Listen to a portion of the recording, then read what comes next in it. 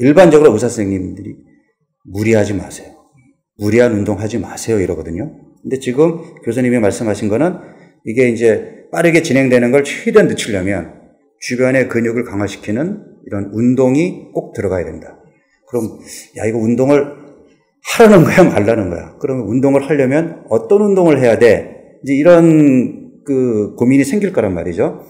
그래서 저도 이제, 저는 이제 비만 환자들을 많이 보다 보니까 앞서도 제가 이제 요즘 젊은 퇴행성 환자들이 많습니까라고 여쭤봤던 게 과거에 비해서 확실히 이제 비만 인구가 늘었고, 그리고 확실히 활동량, 그러니까 앉아있는 시간이 많고 활동량이 적다 보니까 하체, 특히 이제 대퇴, 이제 근육량도 줄어 있고, 그러니까 아무래도 무릎을 지지해주는 힘도 없고, 그 다음에 살은 쪄 있고, 이래서 젊은 나이에 이제 퇴행성 관절을 호소하는 분들이 늘어나는 요인 중에 하나가 이제 이렇게 비만 인구가 늘어나는 것도 하나라고 보는데, 이런 사람들은 당연히 살을 빼야 되는 거고, 살을 빼기 위해서는 운동을 해야 되는데, 이런 사람들이 특히 이게 중년 여성분들이 더해요.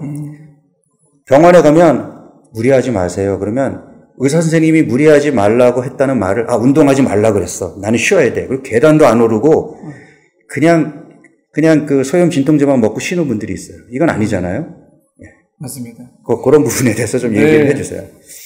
아까 얘기했듯이 체중은 관절염하고 밀접하게 관련이 있죠. 체중이 과체중인 사람들은 확실히 관절염이 빨리 오게 돼 있고, 운동은 당연히 하는 게 맞습니다. 비만 분들은 특히 더 운동을 하는 게 맞고, 그러면 운동을 하면 다리가 아픈데 어떡하냐. 그렇죠. 이런 이제 딜레마에 빠지게 되는데, 그러면 운동량을 줄여서 서서히 늘리셔야 됩니다. 그리고 계단 오르내리기는 또 무릎에 그렇게 권장할 만한 운동은 아니어서, 계단 오르내리기가 꼭 등산하고 같은 거니까는 등산은 우리가 그렇게 권하지 않고. 사실은 등산이 더 나쁜 거 아닙니까? 계단 오르내리기보다는.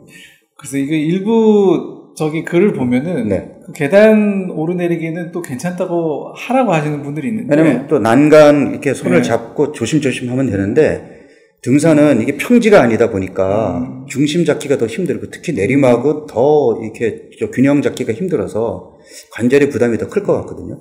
그래서 이렇게 생각하면 좋을 것 같아요. 어떤 운동이 딱 종목을 정하라. 좋은 운동, 나쁜 운동을 따지자면 그 운동 원리를 생각해 보면 될 것 같아요.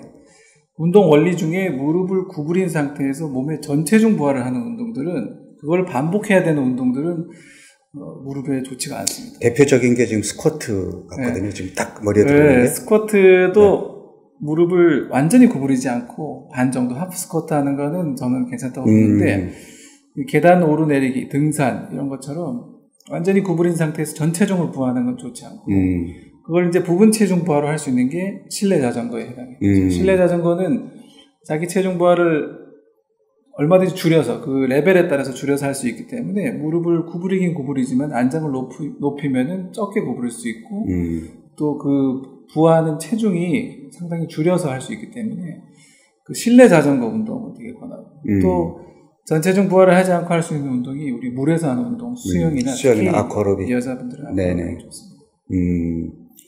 그러면 일단 퇴행성 관절염으로 진단을 받으신 분들은 무조건 운동을 하는 것이 질병을 늦추는 데 도움이 되고, 그때 필요한 운동은 적당히 이제 근력을 좀 키워줄 수 있으면서 무릎 관절의 부하를 덜 줄 수 있는 자전거 타기나 수영이 좋다. 맞습니다. 계단은 절대로 안 되는 겁니까? 계단은 일부 선생님들도 하시라는 분도 있는데, 저는 개인적으로 그 계단이 운동 원리로 생각하면은 안 하시는 게 맞다고 봅니다. 그리고 대부분 환자분들이 계단 다닐 때 너무 아프다고 하시는 분들이 많은데, 운동 원칙 중에 하나가 해서 아프고 저녁에 붓고 다음날까지 영향을 주는 운동은 도움이 되지 않습니다. 그런 운동은 양을 줄여서 하든지 피하든지 해야 됩니다.